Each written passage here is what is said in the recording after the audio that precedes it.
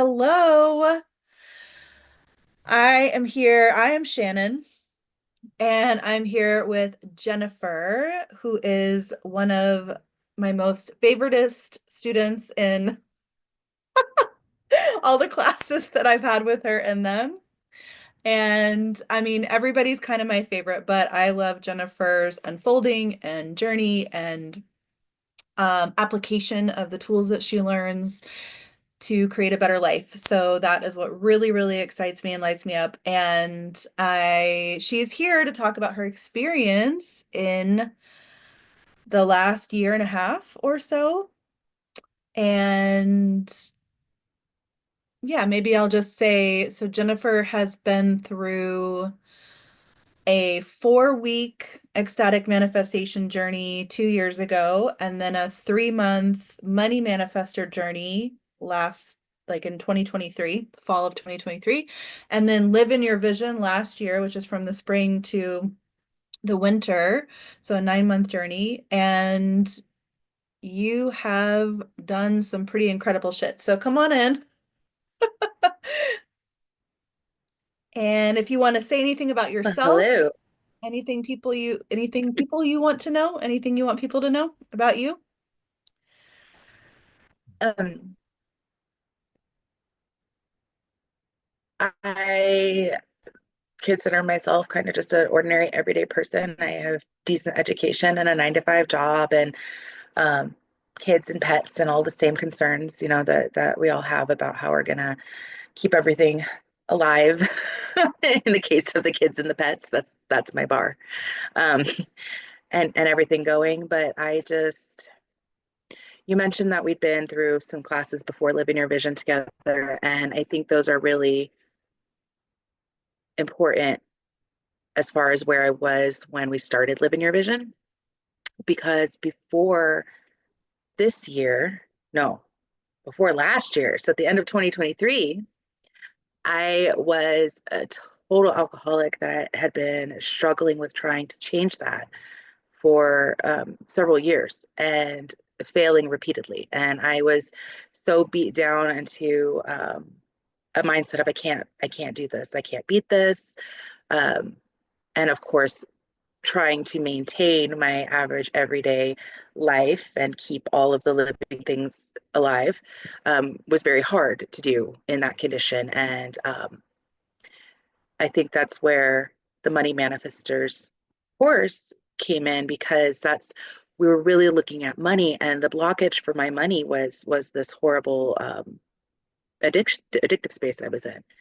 And I didn't join Money Manifestors with the intention of getting sober through it, but I feel it was very instrumental in getting me there. Just a lot of the things that I do with you in your courses are about understanding myself, and not in a you don't start out saying we're going to understand yourself. We do something else, and there's tasks, and there's thoughts, and there's guidance. But through the process, I realized that I learned an awful lot about myself. And I noticing things about myself is one of the key things that I've taken from classes I've done with you, because I noticed things that were stopping me from moving on. I had a deep-seated aversion for asking for help. I had no idea that that was a thing, but it really controlled the way that I dealt with challenges in my life, and I always faced things alone, um, and it's not always possible to get through life that way, right? So even though we were specifically talking about ways to open up money, I found things that were blocking me in general. And about the end of that course, I put myself into detox. I got sober, and I've been a year and 4 months now. So um, that has changed my life. And downstream effects of that did have positive influences on my financial situation and things like that. I have things I'm still aspiring to in that area, but I'm no longer building debt, and I am no longer afraid of how I'm going to pay the rent, and I'm no longer borrowing against my future paychecks, and I'm no longer um, buying everything that looks somewhat shiny online because I feel like it's going to save life and change my world and all the things, you know? So um, that was a very incredible change. And that kind of set the stage for where I was at the beginning of Live in Your Vision because I quit drinking in November. And from November to about the start of Live in Your Vision in March was kind of a blur. It was a happy and positive, but also very difficult and exhausting blur of just adjusting to the sober life and kind of seeing what it could be without being drunk, what my life could be while I'm feeling it. Um, and then we got to the first day. Oh my gosh, I remember the first class, the in-person class of Living Your Vision, and I almost didn't go. I was in very much in my little shell. I like to explain. I felt like a little roly poly, like a little pill bug for people who grew up in parts of the world with those. They don't have those in Arizona. How ridiculous.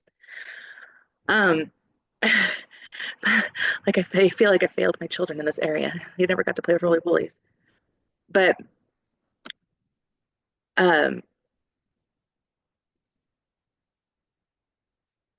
I'm so sorry, Shannon. Can we pause? My computer's gonna die.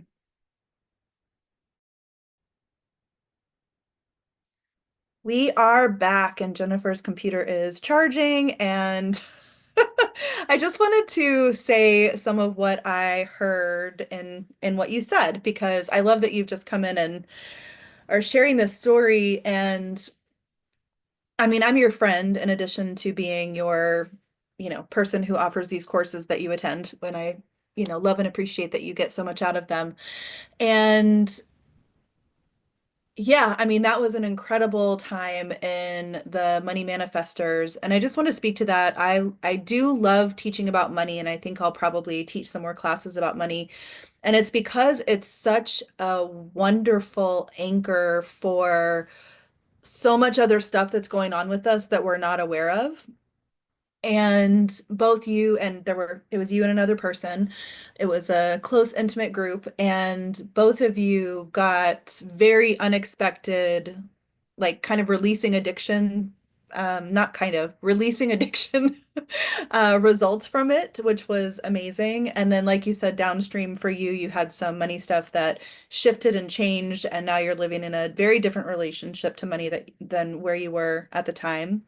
The other person asked for a 65% increase in her income and received it and let go of like the two extra jobs that she had been working. So now she's working one job for, 65% more money than she had been making before. Um, so really, really, really, really beautiful. And then yeah, you were coming up to the beginning of Live in Your Vision. So like you said, the time between, so basically the winter of last year, um, the you were adjusting to sober life, and then and I I like how you're talking about the roly polies.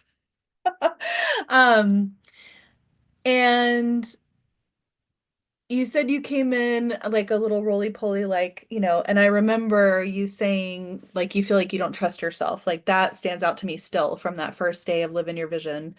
But yeah, if you want to jump back in and take it from there, I think that's where we were. And if there's Yes. anything you want to change, let me know of what I said. No, you got it. Um, so when I went to the first class, I was very relieved that we got there and there were pillows and bolsters and blankets and making little nests because I really didn't feel like I could do anything other than be in a little nest. And I felt woefully unprepared for anything remotely called Live in Your Vision because I couldn't figure out what I wanted my vision to be. Like I'd stopped drinking and that was it. That was the thing. I thought that was the end of the road and my life was going to be great. And then all of a sudden there's like this whole other road. Like, and I didn't know what to do with it.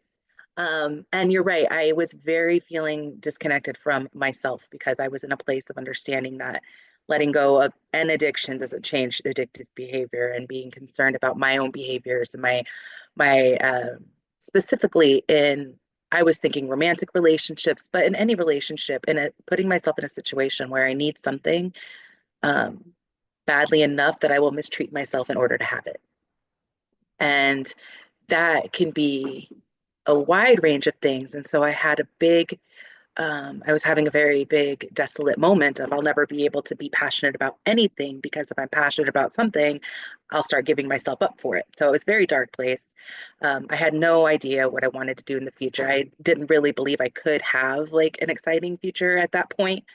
Um, and so when we were talking about having your vision and understanding what your vision is for your future, I felt completely inadequate for the task. I was like, I have nothing. I just want it to be easeful. And that was all I could hold on to is I felt like I had come through all the fighting I was prepared to do.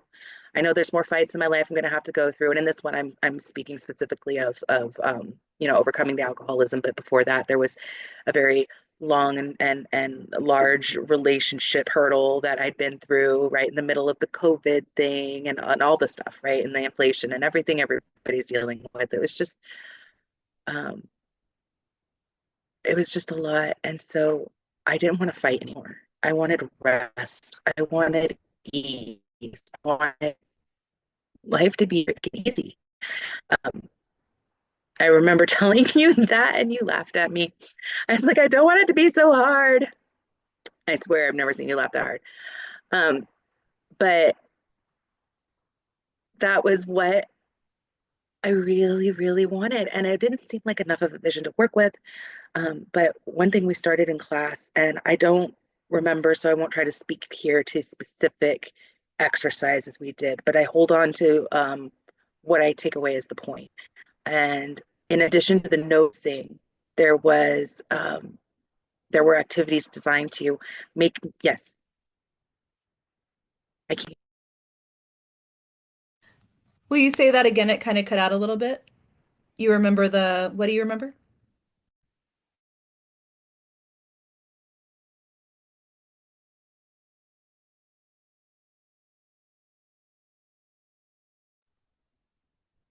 I'm not telling you. Obviously, you're not supposed to know. But I don't remember the specific activities. But what I do remember is kind of what the point was, what it made me feel, what the goal was, and then some of the really big influential things that we did were about bringing that feeling, like understanding if I had the future I wanted right now, what would I feel like? And what can I do right now to bring that feeling into my life? And and that slowly, it wasn't like one big light bulb moment, but slowly it changed this basic conditioning that I've had all my life. And I think a lot of us do, where you complete steps one, two, three, four, five, six, and happiness is at the end of the checklist, right? And that's an impossible future. We'll never get there. And the checklist just always gets longer. And so, with the Live in Your Vision activities, I was bringing pieces of that future to me. And some things did like involve money. I had to, my house was a disaster from the year of trying to quit, the last year of trying to quit drinking. Like, I just couldn't clean and try that at the same time. And it was just, I was feeling overwhelmed and it was very uneaseful to be in my house, so I took some old jewelry that I had that I don't wear and I sold it and I used that to pay for my house to be cleaned. Now, in my ideal future, that will be done weekly for me by somebody. But at this point, I've managed to achieve it once. But that one time was miraculous and my house still feels different. And keeping my house tidy and livable is so much simpler once somebody helped me get a little bit of a reset. And I'm finding this in all areas of my life. If I can pull a little bit of ease in, more ease follows. And what started at the beginning of the class as I would like my future to be easeful has become into, or my life to be easeful, has developed into a really clear understanding of what easeful means to me. It doesn't always mean the easy way. Sometimes it's the hard way, but it's doing things that are easy inside myself, in line with my values. Is this what I want for myself? Am I okay with that decision? Would I be okay receiving that from somebody else? So my theme for this year is just deep authenticity, because authenticity is easeful. And I didn't have the vocabulary for it at the beginning of last year, but reaching out and constantly bringing little pieces of easefulness into my life has opened a floodgate. And my home is my haven now. and I am feeling bold and bright and beautiful out in the world. Um, so yeah, I'll stop there and see if you have anything you'd like to say.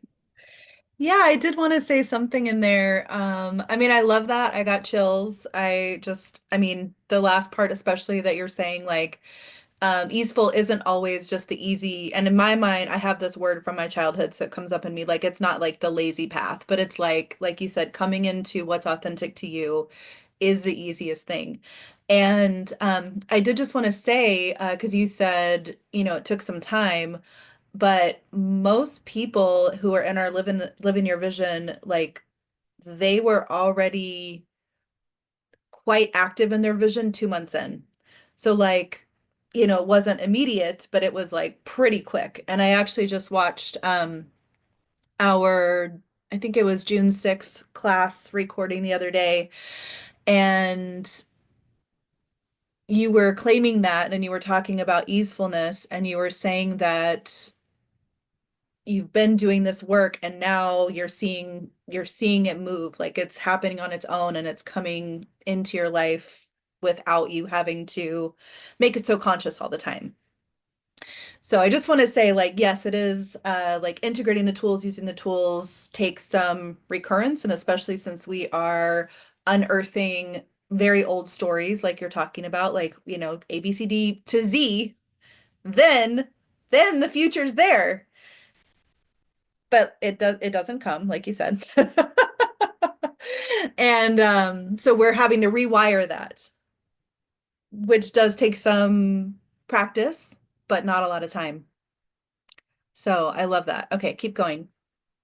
I would like to clarify. Yes, you're right. The results and the little changes in my life started right away.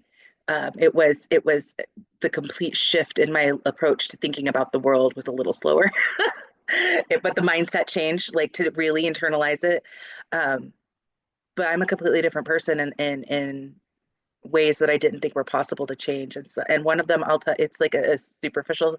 It seems superficial, but it's deeply ingrained in the mindset of American women, right? I wanted to lose weight from the time I can remember knowing what that meant. I have always felt that I wasn't enough to be attractive, thin enough, strong enough, skinny enough, curvy enough, whatever it was, right? And I always spent a lot of energy fixated on it. I couldn't walk through a building, like I couldn't walk through a store without sucking in my stomach, right? Um, which is not good for your natural breathing and is bad for your body tension and all the things. So like a negative reinforcing habit. But it was a deep obsession my whole life, and I thought I could never get away with it. I flirted with bulimia. I was a meth addict once, and I was loving how skinny I was on it. Like that was the focal point of my life and a key determinant in understanding my value as a person. Whether or not that makes any sense about what actually makes a person valuable or not, my entire life was the way it was. And then last year, um, I completely stopped trying to be healthy or lose weight or anything in the last year I was drinking. I stopped exercising. I stopped movement. I just hid in a hole and ate everything that might make me feel better. And it was really bad for my body. And once I stopped drinking, the weight started to naturally fall off, which is nice. Like it's nice to feel healthy and that I can move. But I am not anywhere near what I would have previously considered an acceptable weight, an acceptable shape. And yet, I'm, and part of it is I'm moving out in the world around men now, which is nice, and being around people who see me for what I am and think I'm beautiful the way I am. But I am not remotely concerned for the first time in my life with losing weight. Like I am not, and it's shocking to me because I did not think that it was mentally possible for me to not be fixated on this. I did not think that was a psychological um, blockage I was capable of releasing. And it went away on its own, it feels like. And it's the most liberating thing to be looking at what I want to do for fitness in my life and understand that not a single thing I'm thinking of has to do with weight. Um, I want to be more flexible for my adventures. And I want to be able to walk my dogs on some quality long walks. And I'm doing things that are fun. I go climbing, rock climbing with my son, but not to work out, just because we like to go rock climbing. And it has been liberating. Um, so a lot of the things that Live in Your Vision really did was change my fundamental understanding of what my space in the world is. And I feel so much more comfortable holding my space and taking up my space and being as unique as I want to be. Um, I've had recent thoughts that go something like, so I have a program that is currently active. You're welcome to come into it if you want, called Overflow, and it's essentially going from numb to like perpetual energy through the emotional body. And so finding the desires that are underneath our emotions, and I'm going through it because it helps me. And one of the exercises I was doing, I was like, oh, one of my desires is huge, and it is for power, but not the power to control, the power to topple. And my follow-up thought to that was I mean, not just what I want to do, it's what I do in the world, but what I want to do in a much bigger way is I want to water the seeds that live inside each of us that help us grow in the unique way in which we are meant to move in the world. And that's exactly what you're talking about. Like, and that's why I love when you talk to me about your experience because, and actually, yeah, I do also want to get to kind of what you were saying to me when we were in person the last time you were here, at some point in this call, but breaking free from all the constructs that, we talk about the matrix, we talk about the patriarchy, like we are the ones upholding it in our own heads because we come from generations upon generations upon generations that showed us how it was supposed to be. And even if we know that, it's not always easy to get out of that. And I love that you are like you're talking about with this thing. And that is not superficial. That is some of the deepest shit that we carry around as women, at least in the United States, is about our bodies not being acceptable enough to ourselves, to the world, whatever. And also the way that we want to be in relationships, also the way that we want to be with our money, also that, I would rather have a clean house more than jewelry. Like that actually has considerably more value to me. All these things that are a break from convention and, whatever looks like what everybody else is doing. So I love that. And that's one you haven't even really talked to me about. So that's super fucking cool. Okay, carry on. well, I think we talk about the juicier ones. Um, but speaking of the juicier ones, my love life has been revolutionary. And I mentioned, which is never a statement I thought I would say out loud. I've never said that out loud, but wow, that's great. Not revolutionary like Revolutionary War. Say it Just again, say it very, again. my love life is revolutionary. Um, and which is very shocking to me because part of the I mentioned the traumatic ending of a very toxic relationship during the COVID aftermath, and then I was completely celibate for 3 years after. Not necessarily planned. I just recognized a lack of a healthy space for me. I think this was not a place for me to be approaching other people and pulling them into my mental and emotional and physical space. So it's just not good for them or for me. So I ended up being spelled celibate for 3 years, which is not my preferred plan. And I was part of that first Live in Your Vision class was really me grieving what I believed to be my um, solitary future, right? If I couldn't trust myself to love somebody and love myself more, then it was safer not to do it at all. And so that's where I was that first day. Um, but in reaching out for little pieces of the life that I wanted with ease, or things that I wanted in my life with ease, I got way more than I expected. So my approach was like, okay, I I was bargaining with myself, right? I was trying. Maybe not the most helpful, but I tried. I was thinking, okay, I can't fall in love with anybody. That's not safe for me. But I can totally have sex, right? There are ways that I can do that safely. Um, and I decided that I was going to pursue that. And for the first time in my life, I was going to go for sex first before connection. And I was actually perfectly willing to skip the connection entirely. That was my preference. And I was going to try kind of I guess promiscuous, but that wasn't what I was meaning. Just a less guarded approach to sexual adventures. You grow up thinking there has to be so much screening before you sleep with somebody. Like, are you going to be together for the rest of your lives? You have to know that before you kiss. Like I know, right? Um, but if I don't want them around for the rest of my life, but I still want to kiss them, can I just do that? And Um, if you don't go through that screening, then you're a slut. oh yes. Yes, Oh yes. for Yeah. sure. So there's whole things. And I was like, that's fine. I can be a slut. I'm going to go out into the world very honestly. And that was important to me. I went on a fetish website. So it was explicitly for people to be open about their preferences and the things that they enjoy. And I set up a profile and I was very clear. These are the things I'm interested in. This is the personality test that I have taken that shows the things I'm interested in. Like it's on the website. I was like, don't talk. And still, people would reach out to me who obviously did not look at anything on my profile because they were asking for the same things that I'm asking for, and so that's not going to work, right? I don't want to give that. I want to get that. I would And say, I just want to step in here and say this because we kind of played with this at the end of the money manifestation thing, but that's something I love when you've described. I have not been on the fetish website, but I can understand, what how it works. Um, that's something I love, and I wish we could all just do that in all the areas of our life. Like, this is the type of relationship that I'm looking for.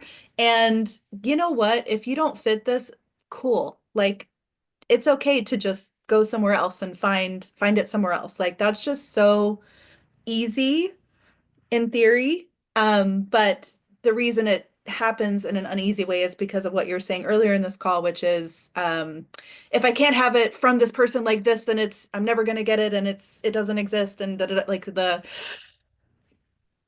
thing. I don't think you said it like yeah, that, but something in there. Um, so I just love that. And to me, like when I say we played with it at the end of the Money Manifestors, we had our day of ordering from the kitchen. So here's what you want, here's what you say you want, and then the universe is gonna like either show you what you want or show you some options, and you're like, no, thank you, no, thank you, no, thank you. Okay, yes, that's it. So love that. I feel like all manifestation should be like that. Okay, carry on. that actually brings me to something I was trying to figure out how to transition into, which is another um, magical power is just saying no. Is just saying no. And I learned how beautiful that could be on the fetish website. So I think it's very interesting that I'm learning all these things in interesting places, but I'm brave enough to try these interesting places through the work with you that I've been doing. And so like when I'm on that website, I feel I've been very clear about who I am and what I'm looking for. And so when people would message me and they're very clearly out of alignment with that, I would say, thank you, but we're looking for other things that are different. And then if they argue with you, I learned I never played games with blocking people on phones and stuff. Like that was never my thing. Like either one talk to you or I don't. I might not read your message for 3 weeks. Let's there's limits to how much I want to talk to you.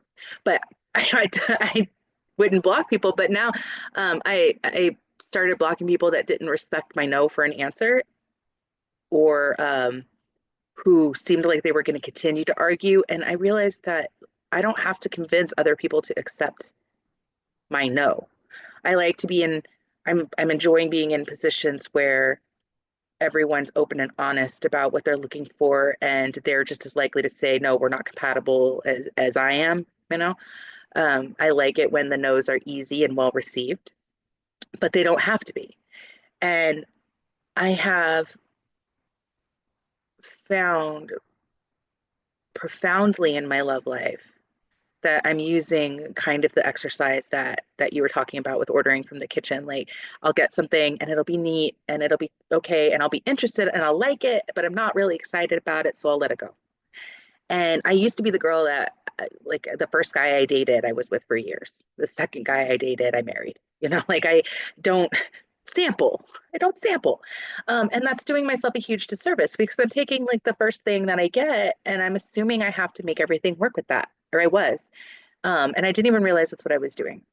But through this website, like I met up, I was supposed to meet up with some people. Some things fell through, some things didn't feel right, so I didn't, and that was okay because it was just through an app. I wasn't like showing up places and getting big messes or anything dangerous or difficult. And then when I did finally meet with somebody, it went really well. It was fun. It was easeful, and it didn't hurt me. Um, I was thinking emotionally because that was what I was concerned about, but also physically, which is important in this area. Um, I also want to yes. speak to your magic during that time because, yes, there was the no, but you also, I mean, I just remember for like a few weeks you were telling me about this, and you were like, every time you got clear on what you wanted, the next person who messaged you had that thing. You're like sampling, and you're like, maybe, and then something went off, and you're like, no, no, I need somebody who does this, and next person had that. And I was like, Jennifer is fucking magic. So, See, I thought every time I said it to you is what it was happening. Because usually that's when I got under. But yes, that's exactly what it is. It was magic. It feels like magic, but at the core of it, it's a really simple concept. It's very iterative. Try something, learn from it, try something else. And I feel so much more adaptable and agile and free and able to respond to the world in fast-paced and creative ways, which is important because it's changing in fast-paced ways. Um, but with the dating, I tried casual meetups. I'm like, this isn't my thing in this way. It is in this way. And then there was a guy who actually wanted to date me, and I was trying it with him. And I was like, this guy's really nice. I like spending time with him. But if I never spend time with him again, I'm going to be okay. So I'm not at all like engaged or energized by this. So I said, as soon as I realized that I wasn't actually into it, I let him know, hey, this isn't working out for me. And that was an awkward conversation. That was not, this is an example of easefulness versus easy. It was not easy for me to reach out and say, hey, I want to stop this. As we've mentioned, I don't have a lot of practice with that, right? I don't say that. So I stay for years. Um, and he took it really well. He was like, well, it's a bummer. Hope to see you around. And I was like, thank you. And um, I have just been shedding. As soon as I realize something is not for me, I'm shedding it, and I'm not allowing. And I'm being careful about that because I'm not deciding it's not for me because I get a little afraid of trying to implement it. Like when something actually doesn't feel right for me, I'm trying to let it go as soon as possible because it frees up all the space for the next thing to come in. And I'm finding that when I'm not letting things in that aren't it, like there's actually a lot of things that are it. And now I'm in a relationship which is intending and I think going to be quite a long-term relationship with a couple, and we have a lot of fun and a lot of respect and a lot of mutual concern, and it's really easy. It's really easy. And um so that has been another thing, is learning to say no, and I'm trying to extrapolate that to other things now. Like I'm looking at jobs, and because I'm not happy where I'm working, and I really feel like now that the alcoholism is out of the way, this is the biggest blocker in my current life is the work environment that I'm in. And I'm looking back over how I have switched jobs in the past, and I usually get an offer out of nowhere that sounds great, so I take it, and then I stay for years. So I am familiar. completely familiar. It's amazing how you find this one thing that you do in this one area, and then shocking, you do it in other areas too. I joke about it, but it has been a wild year of self-discovery. I feel like I didn't know who I was most of my life. I buried all the things that were me under the rules of how things should have been or how it should be.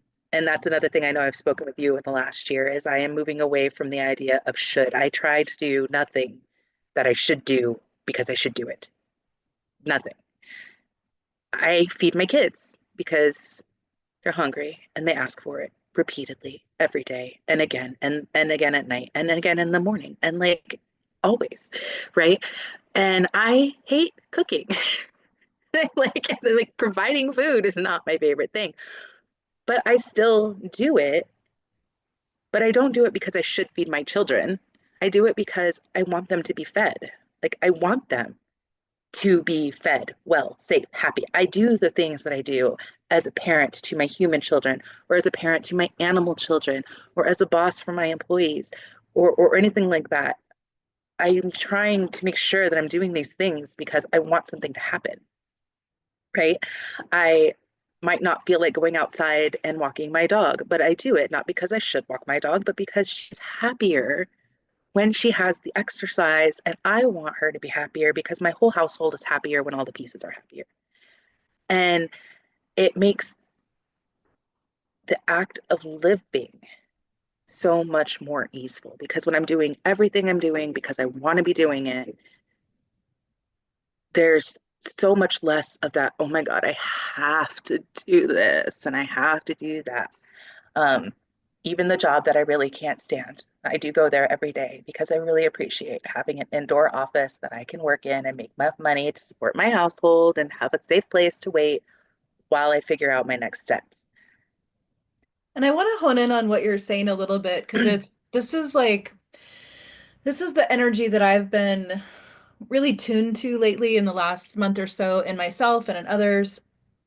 And I can name it like the victim mentality or the powerlessness or whatever, but I don't know if I relate to it. Like if I'm in that, I don't know if I'd be like, oh, I'm being a victim or oh, I'm powerless. But that is what all those things are that you're talking about that are like, oh my gosh, I have to do this one more thing. Like it is giving the power away to whatever is outside of you, and you have reclaimed your power. And you're like, no, this is part of what makes my life more easeful. This is part of what makes my household happy.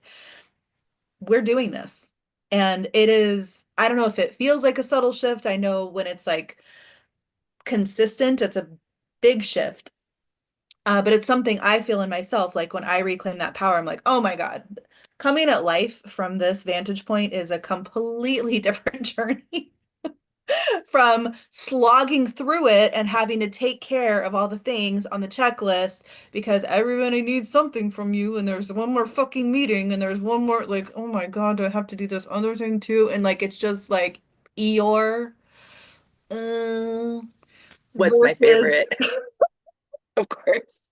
I don't know any other Winnie the Pooh characters to make another um You're the best. comparison in that cartoon, but like just a slight shift from that to like, oh no, like let's feed the family. Like yeah, they want a lot of food. I know. I hate feeding myself 2 or 3 times a day, let alone feeding people who Oh rely my on God. me. Yes, right. Yeah. Oh. And And when you wait, do you mentioned, know what created that shift? Like, do you know where that, like, was it something specific or was it just being in this journey overall? I think it's really been the journey overall because I didn't feel a lot of last year when I was actually in the journey. I know I was having movement and feel it felt like breakthroughs, but they all felt siloed. A small breakthrough in this area, and I would be enjoying like the glorious beauty of, you know, talking about my new romantic adventures when it was feeling very abundant in the beginning. It still feels abundant now, just in a different way. I still like talking about it. Like, but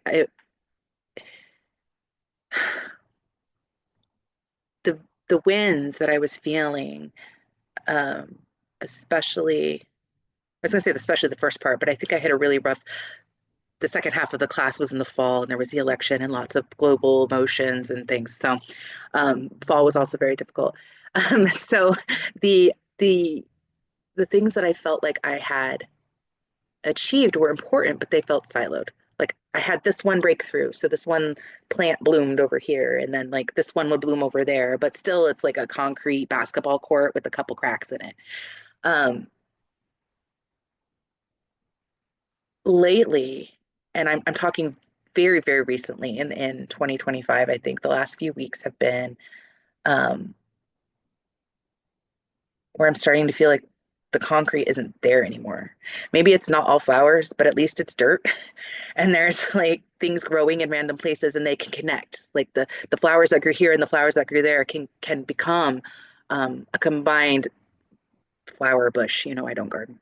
Um, like so that what felt like a little breakthrough here and a little breakthrough here suddenly just I don't know what happened. I just realized that it feels like this is my life. And I guess the best way, I mean, like this is my life, like this is my life, and this whole unbound, unconcreted thing is now my life. Um, and what really the imagery, or no, not the imagery, but the idea that speaks to me is that we talked about the checklist. Like when I went to the beginning of the Live in Your Vision class, my trajectory in my mind had to be on the checklist. You follow the path, you take the steps, you get to the happiness at the end. Happiness is that little podium that you stand on for a minute and then you go off to the next checklist, right? Um, Somehow I have internalized the shift from that mindset to my life is the project. My life is the artwork. Like this is my creation. There is no podium at the end where you stand and get a medal and get honored and then like your 2 seconds of happiness is up, right? Like I'm happy right now. I took the week off of work because I don't like work being there. And I'm doing other productive things. Um, and also just taking mental space. I'm enjoying being in my home. I am experiencing what it would feel like to work from home again. I am bringing some of that because I'm doing lots of continuing education and work style things so that I can remind my body what it feels like to sit here and do my work when my dog is sleeping by my feet because I want to come back to that. So I'm trying to pull that a little bit into my life um, because I actually believe that I can change it now. And that I think is huge. It's huge. It's things feel possible and realistic, which is it's just amazing. And I don't stay so locked into ideas. In the changing of jobs, I am looking at where I want to go from where I'm at, and I am a little stuck. I'm a little pigeonholed in the industry that I'm in. So I either have to stay where I'm in to progress, which is not something I'm enjoying. I don't want to get more leadershipy and more people-y. I would like to go away from people. They do not make me happy in a working environment. Um, so I'm looking at where my natural job hunting progression would be if I just went the way that is the way. You leave this job, you find another one in the field, right? Um, but I might not be able to advance in this very narrow field. So I might have to take a different job in the field that would be a lower pay, a lower responsibility because I don't have direct experience. And so I'm looking at that going, well, if I would have to do that, this is a great time to completely change fields. And so I am doing research on how to be a database administrator. I'm learning SQL because there are fewer people in coding than a payroll. And in my mind, one day I'm going to find the place where they give me a little room and a computer and no one talks to me and I just get to work all day working on it. Um, but I don't really know how to say in a way that's going to make it through to like somebody else's feelings in the way that I feel it to how different the way I approach my life is. It's just I'm going to be okay. And that's like it's going to be good. It's going to be happy. I am retraining. And this is a rough segue, I know, but it's important to me because I wasn't expecting this when it happened. But um, we've in some of the classes worked with like holding energy and attention or things which I don't have the biggest capacity for. And so when these good things happen and my life feels easeful and something, um, like sometimes I'm just sitting here in my house looking around at how peaceful it is and how I feel knowing my children are safe, my bills are paid, like things are good, and I start to freak out. My body just gets very anxious and my mind starts scrolling through everything that could possibly go wrong because it's not normal for my body to feel safe. And I have actually had to repeatedly, consistently, I am still working on this, do like the somatic exercises and the havening and just bringing my body back to an understanding of this moment is safe. Even though it's weird to be safe, it's safe to be safe. And I've been writing that in my journal and um, just retraining myself to accept that I can be happy and learning that I needed to do that was major because you just, I feel like before I was going through the motions of my life, one foot in front of the other, following a prescribed path, doing my best to be my best, but it didn't feel like mine. And so now it does. Hmm. Yeah, I want to hone in again on a couple of the things that you said. One of these, I don't know if we've talked about this, you and I, but it's something because I'm like a zoom in, zoom out, like I'm a kinesthetic processor. So I'll have a conversation and then later I'll be like, oh, that was, I'll have a philosophical discussion about it in my head. But one of the things that I recognized in your journey, the difference between the relationship building and the job change is the level of abundance that you feel in the relationship building area because you went onto a website where there were what hundreds, thousands of people available and you're like it's so easy to be like nope, nope, nope, yes, maybe, nope, okay, maybe not you, total, like there are people emailing you asking you Right. for you and you can check them off the list. And when we feel a lack of abundance or just feel lack, then that's when it's harder to say no or to kind of get out of that cycle. So I love that you are now like, this is what I view if I keep going in this direction and it doesn't feel open and it doesn't feel abundant or prosperous. So now I'm gonna switch to something that does feel like that. Like that's genius. Thank you. And then I also love you because you've told me about the havening and you've told me about the training your nervous system to be at ease and at peace. And I love that you have such a clear representation of the thing that, I mean, I talk about it and other, healers, manifesting coaches, whoever talk about it. But the reason that we get stuck in patterns that we don't like is because they are so familiar. Like this is what we know. So this is where we stay. And when we try to break out of them, that's when we hit our like upper limit stuff that's like, no, get back. It's not safe. It's not safe. It's not safe. And so you're talking about that exact thing. Like everything's good. And then you have to teach your nervous system that everything is good. And it's just such a clear picture of that thing. And I mean, I go through this as well. Like I'm hitting some upper limits right now and I'm having to roll myself through the process and like, okay, Shannon, everything's actually fine. Like it's cool. Um, but yeah, that's such a key piece to creating the life that we say that we want is teaching ourselves how to actually have and experience the life that we want. It's a really Who knew big you had to deal. practice? Say that again. Who knew you had to practice that? I didn't. Yes, you did. Thank you for teaching me that. It's made a big difference in my life, That's what I'm here actually. for.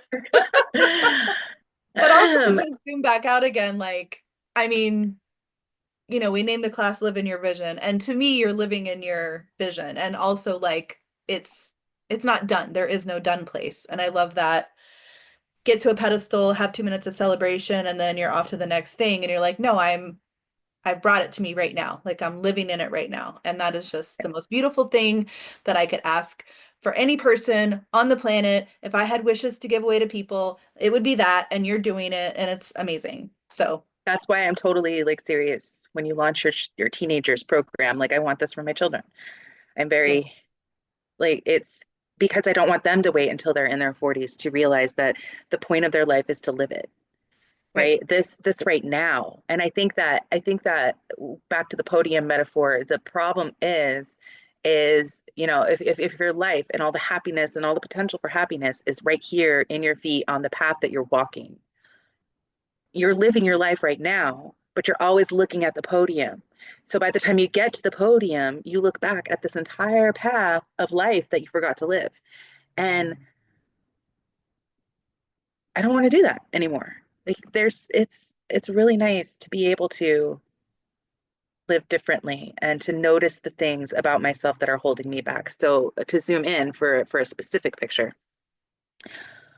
I went very quickly from never going to be emotionally committed to anybody again to here I am in this relationship where and we did meet through the fetish website, and we did start with sex, but we have in this connection decided to expand it. And so we are, talking about who we are and what we like, and getting to know each other, and all of these good things, which feels more like a relationship, which apparently feels very familiar to my body. And what I figured out a week or two ago is that when I'm PMSing, I start fights.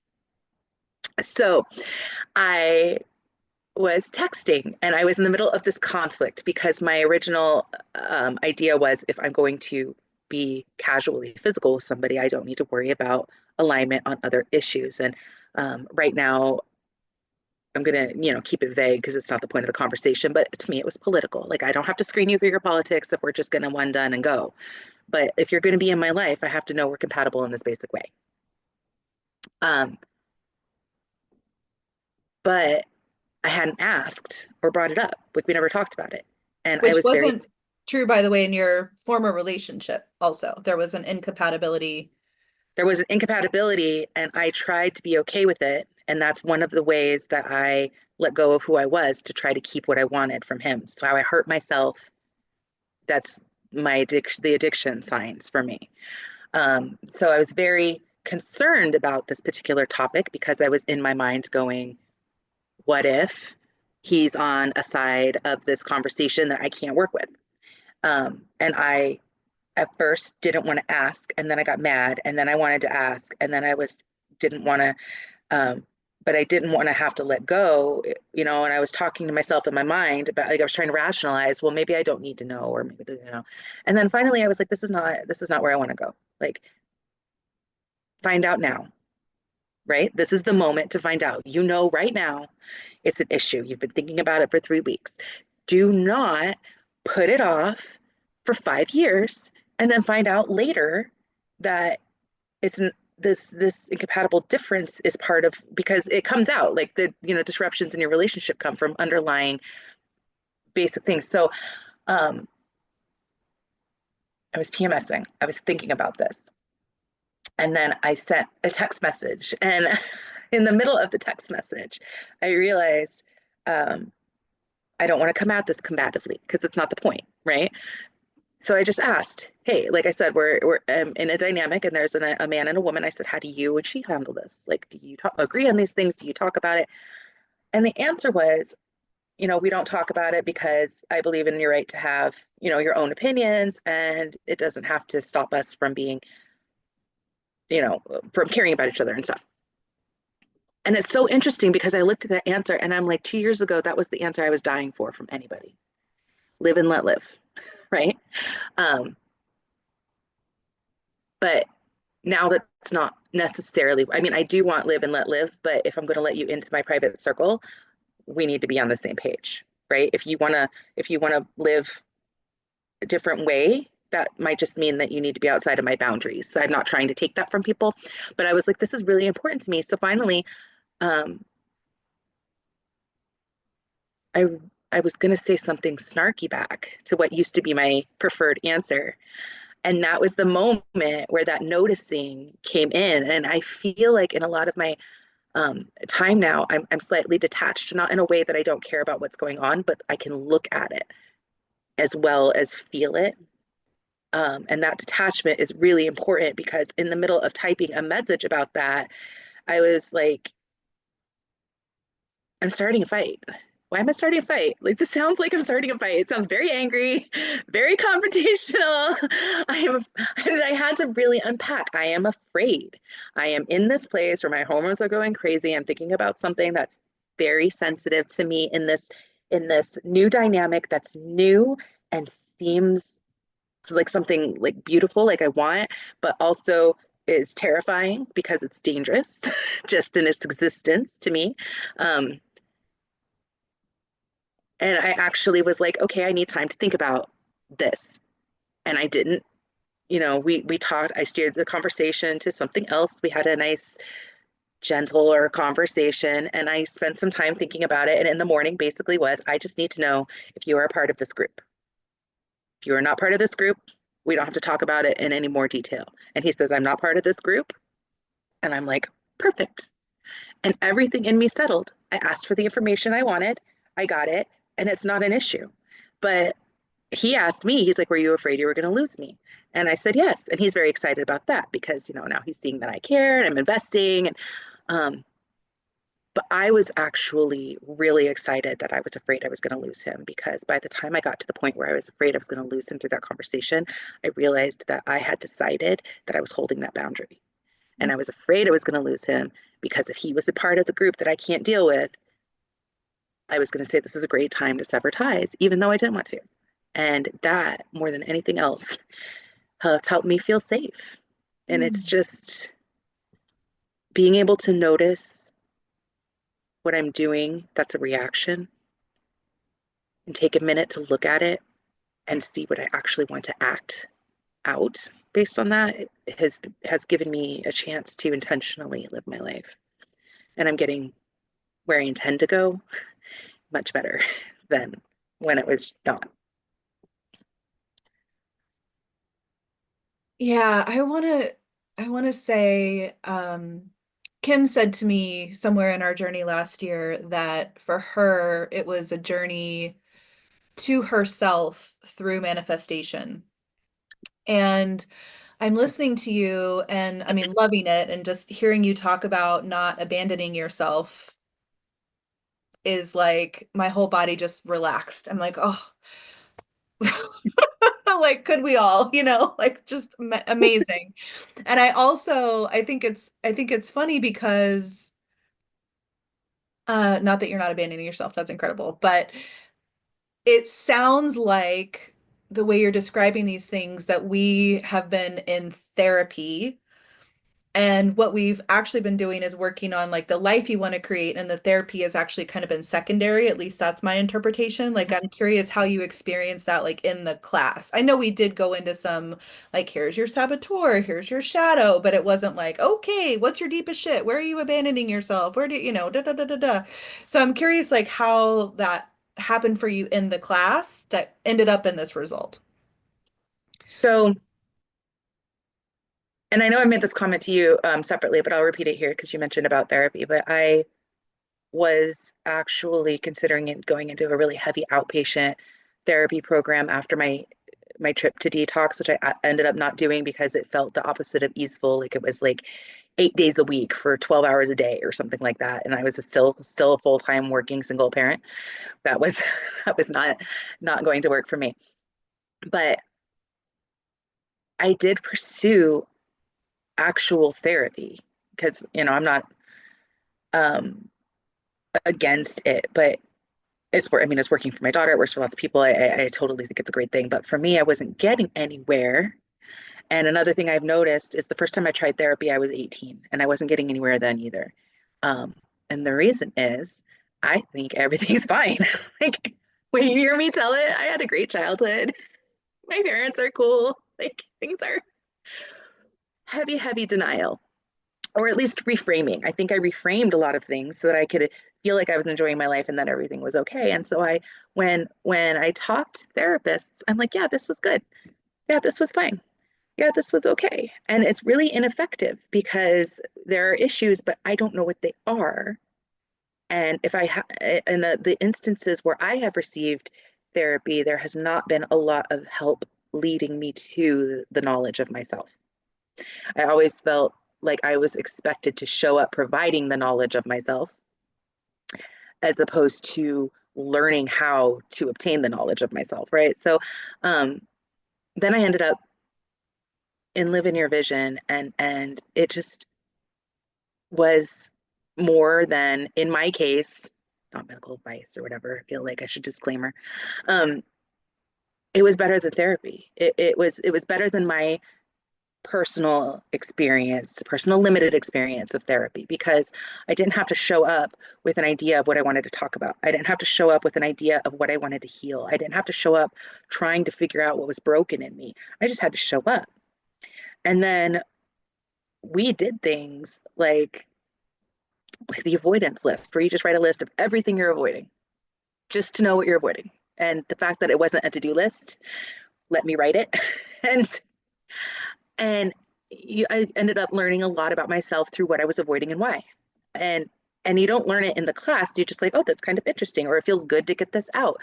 But it settles in your mind, and if you let it stay there, and I come back to the ideas a lot. I do a lot of thinking. I can't stop thinking, so at least some of it's productive thinking. Um, but I would come back to the idea of the things that we did.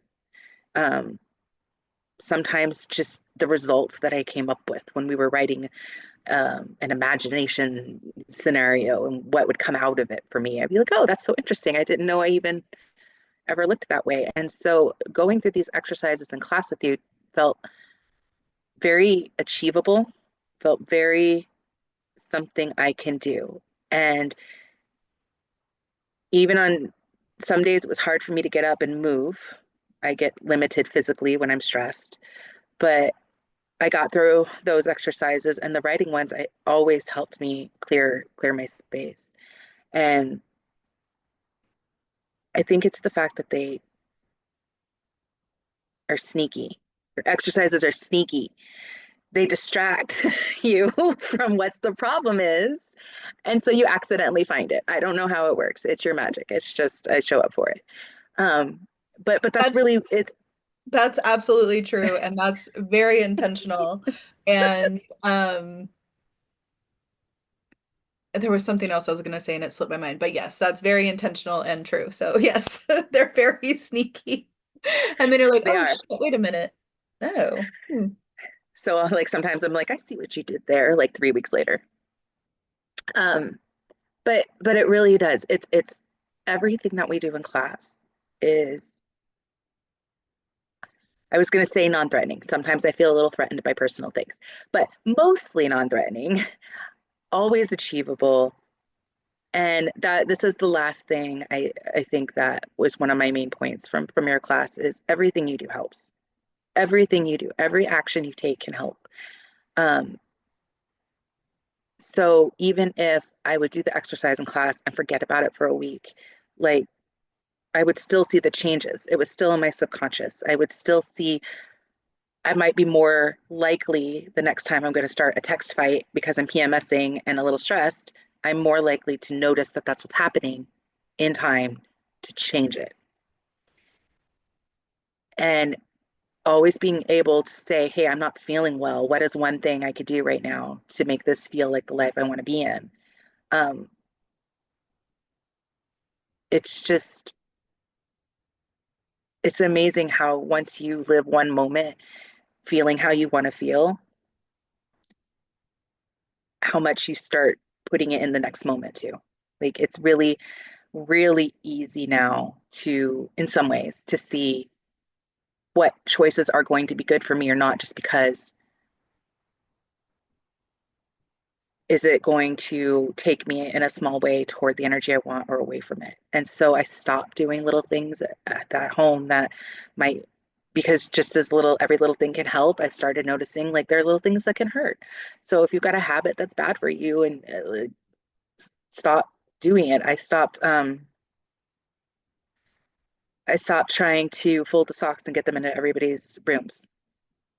I fold the socks, they go in a basket in the garage next to the shoe rack. We don't, I don't try to make the kids take their shoes up to their rooms. That's ridiculous. I put a shelf in the garage and we put shoes in there. My house is clean. No one has to fight about taking stuff upstairs. No one has to go upstairs when we forget socks. Like these tiny little things in every moment of my day, I'm finding there's a little bit of a way to make it slightly more my life. And and I love that. And it feels like the biggest change ever. It feels like a different world to me in a lot of ways. And my reality is, like I said at the beginning, I'm a ordinary person. I go to work. I have human and animal, all the plants died. Human and animal children that I'm keeping alive. And I have still debt and a job I don't like. And my car is getting old. Like there are things in my life that are the normal, not everything is going smoothly all the time. Right. I'm not trying to say that I did this class with you and like suddenly the light of heaven is shining upon me and I will never get a flat tire again. Right. Um, but I'm not Just for the afraid of my recording though, life. could you say that just for I am never, ever going to get even a flat tire again. This is so epic. But it has changed the life that I'm living through these things. What felt overwhelming or unbearable is just the side quest for the day. Um,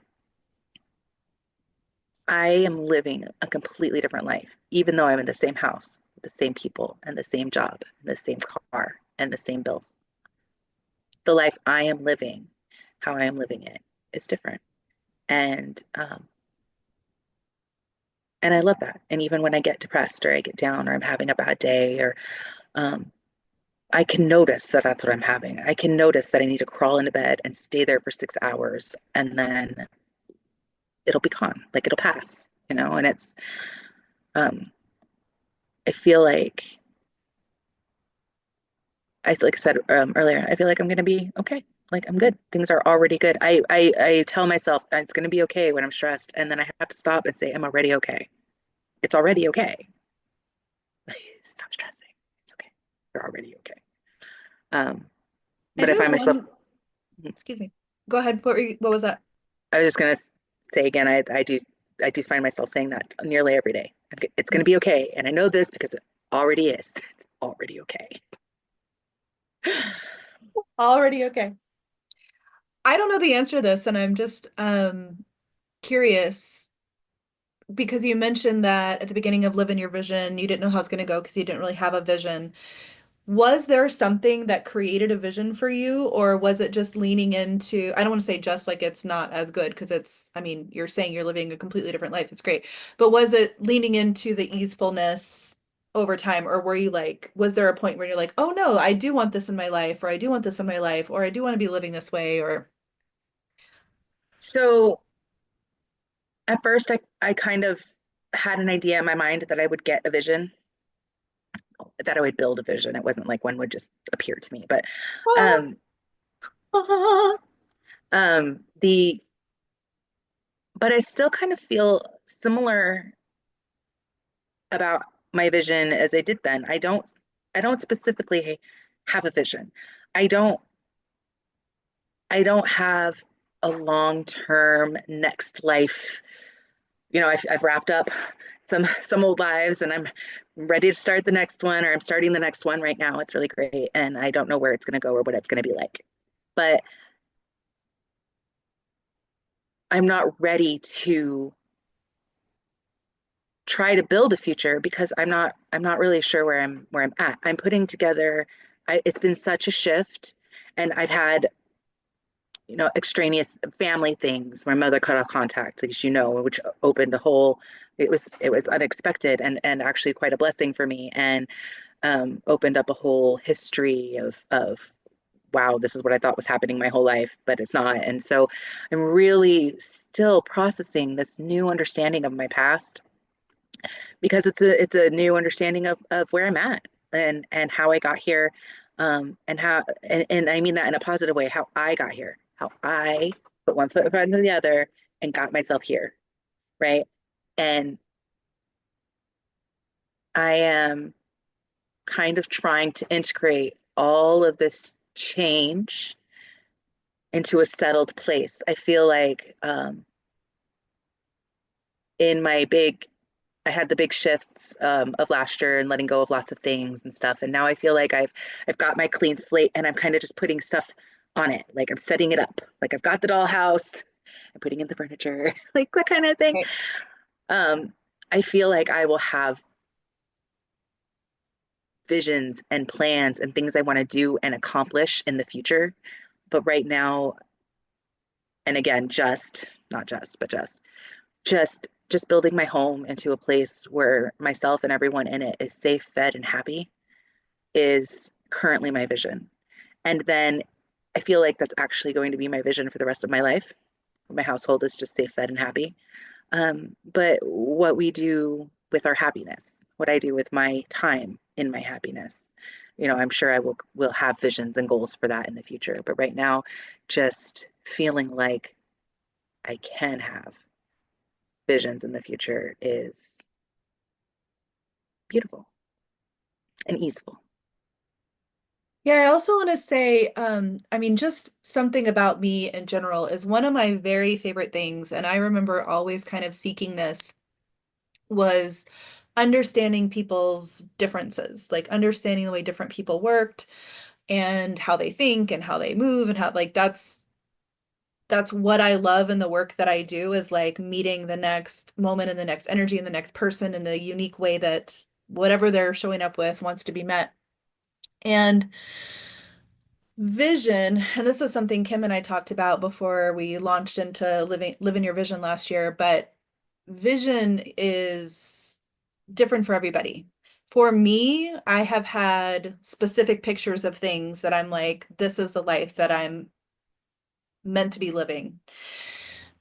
And Kim is very much, and that's not always, but that does happen for me. And then Kim is very much on the other side of the spectrum of this is, and it would be like outcome versus process. So she's on the process side of like, this is how I want to feel as I'm living my life.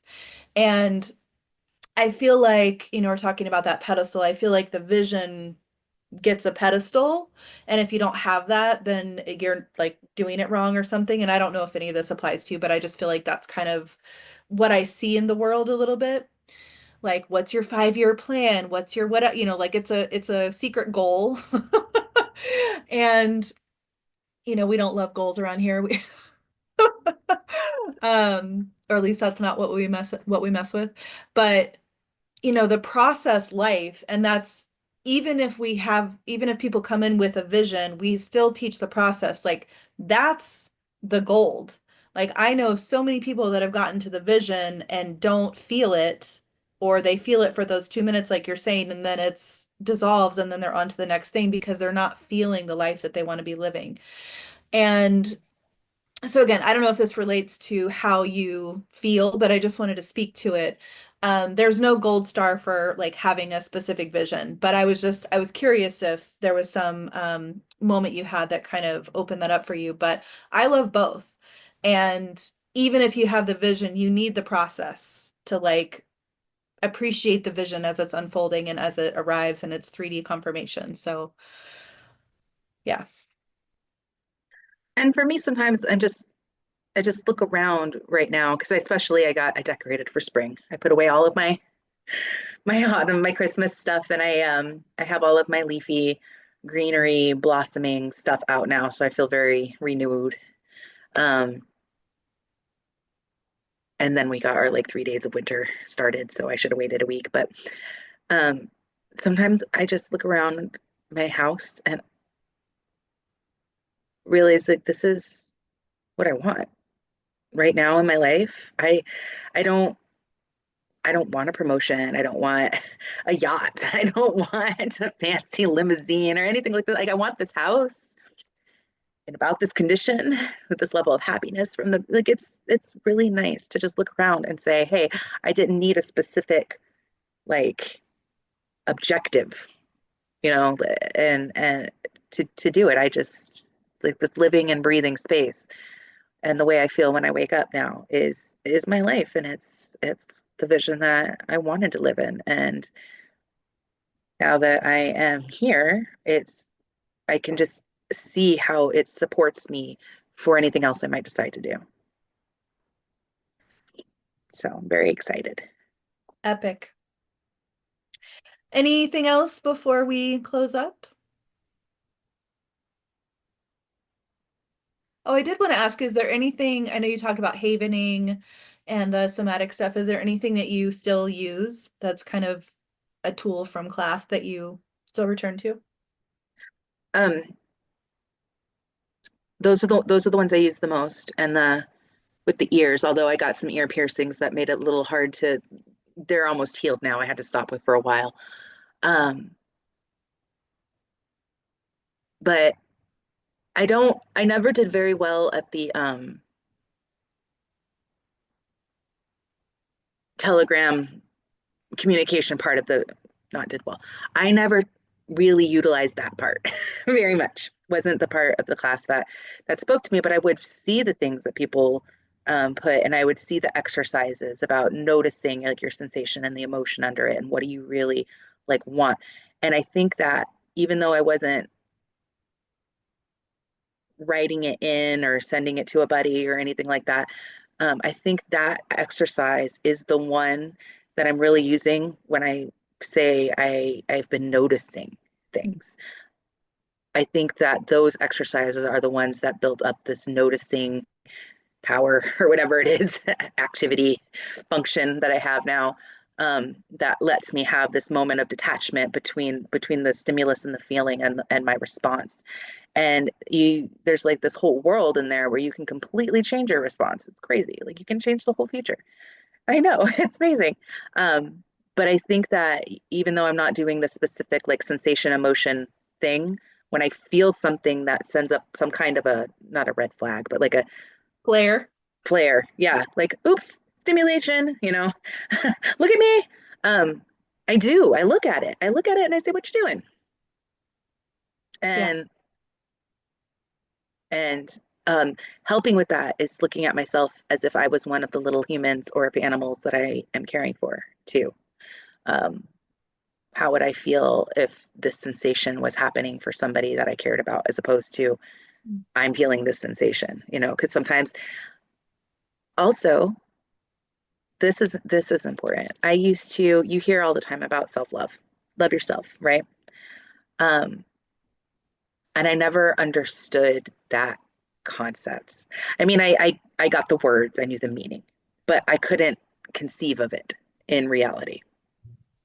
There was no such thing as loving myself, and I worked very actively my whole life to try to become okay with myself. And so I have recently realized that I do love myself. And I think part of it is from those exercises, from standing back and noticing, especially putting myself as if I was somebody else under my care as opposed to myself, noticing the effects of circumstances on this person under my care and the effect that it had on her. And um, somehow in that process of looking at myself as I would these other beings that I adore, I really did fall in love with myself. And it's small and quiet and subtle, and I didn't know it was possible, and I didn't even realize I'd done it until I was thinking about things like I want to wear whatever I want. I'm revamping my closet. I'm getting rid of everything that I have that is I have just because it's a normal thing that people can wear. If I don't really like it, preferably love it, but I do need to have like a work or wardrobe. So I'll keep like and using, but I'll slowly replace them with things I love. But I'm getting rid of anything I don't really like or love. And so I have clothes that are super cute but a little sassy, and I wear them to the office anyway. And I don't care. Like if they like it, they like it. If they don't, they don't. And I am going to be me. And I am finding that when I go be me in the world, the me that I love, the me that's not trying to lose weight and that doesn't care if you like my clothes, and then, like that me, um, there are actually a lot of people that like me. Like there are places that are waiting for me, Mm. and they couldn't find me when I was pretending to be something else. Um, There were places that were waiting for you and they couldn't find you while you were mhm, pretending to be somebody else. exactly. And That is some powerful shit right there. it feels beautiful to feel unencumbered to be myself. I wish I had this many, many years ago, but I'm at least very grateful to have it now. Yeah. Yeah, we should get together with Kim and talk about the teenage thing because she wants to specifically work with teens. Yeah, get people half our age Start them young. Start them young. or a third of our age or whatever. Yeah, I would have started with them in the crib if I had known, but they get it. They get it when I get sure. it. We don't know until we know, and then you know, and then you know. No, no, no, no, no. Well, Jennifer, this has just been so delightful, and thank you for coming on today and doing this with me. Any other last words or messages or anything you want to share, say? I feel like the people who are looking at this are not going to be the people hearing this message. People who are already watching this video might already be receptive to this video, but there's a whole group of people in the world who would really benefit from this kind of activity, but would be dismissive of it because the word manifestation seems like what woo woo or whatever, right? Like people are like, oh, light candles and say you want something, and then you're going to win the lottery, and then they roll their eyes at you, and then you're like, it's all over. Um, I struggle to find the right way to describe this work that you do in a concise way to people. Um, but I would say that manifestation, as I am learning it through your work, is not like a woo woo like magic in the way like you don't have to do anything for it. It's actually it's a lot of work. It's a lot of deep emotional work that you don't know you're in for, and then you're mad about it during it. At least I was. And but you sum it up as manifestation because it ends up feeling like it. It's a lot of very practical, nitty gritty, accessible, real life looking at yourself and the choices that you make. It's very, very down to earth stuff at the same time as it is all the magic. And I think that I just want people who would be put off by the idea of a manifestation class not being for them. Like I would like them to know that. I think that this is very practical way of changing you and your thought process and your behaviors to change the world around you. And when you said that there's a group of people, did you have a group of people in mind, or you're just saying in general if there are people who would be put off by the manifestation word? Who would benefit from this? Who could you imagine?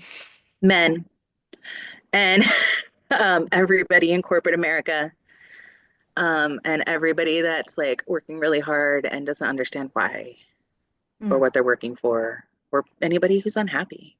Or like, I really don't know that this work, like in my happy ideal mind, I would have millions and trillions of dollars and my children would never work for anything and they would probably be like spoiled buttheads because they would never have to work for anything and they would really need this course. Like, but I just very I think most people are on a linear progression that we were all indoctrinated with. You know, yeah. most people could do this, could use this. So instead of linear, I know we've given the examples many times, but what would you say this is instead of linear? Dynamic, multidimensional, what would you say instead? I still am coming back to integrated. I feel like where I used to think everything was siloed and you had to and the silos were linear. You get up, you're at home, you drop the kids off at school, you go to work and you're always in this one line and this piece of work is your this work is your work life and home is your home life and this is who you are when you're out with friends and all of a sudden I say all of a sudden because it just feels like it happened all at once, but over the last year, like it all feels like I'm living this life. All these pieces are pieces of this life. It's not a string of connected spaces that I occupy. It is my life, and I carry it with me, um, and make cameos in everybody else's life. And um, yeah, so it's. I Integrated. mean, yeah, integrated. You still have the linear timeline of you still have to, go with the clock and whatnot, but um, Maybe not after next round. right, because after the next one I probably could fly, but um but yeah, it feels like things are just happening, like it's all at once, but not in an overwhelming way. Yeah. A much simpler, You're peacefuler. living, I mean, my picture of what you're saying is like you're now living in a totally different quantum field. Feels like it. The one that you've created is called easefulness. Yes. Yeah. Beautiful. Thank you. No, thank you. I love you so much. Love you too.